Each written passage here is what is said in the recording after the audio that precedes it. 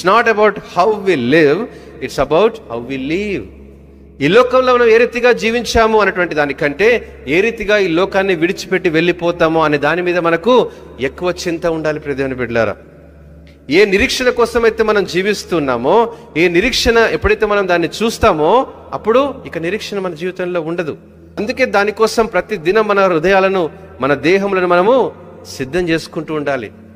దేహంలో ఏదైనా శ్రమ కలిగినప్పుడు, నొప్పి బాధ కలిగినప్పుడు అతడు పొందిన దెబ్బల చేత మనకు స్వస్థత, ఆ శరీరంలో ఉన్న ప్రతి గాయం మనకు స్వస్థత. దేనికి? ఆత్మీయ స్వస్థతకు.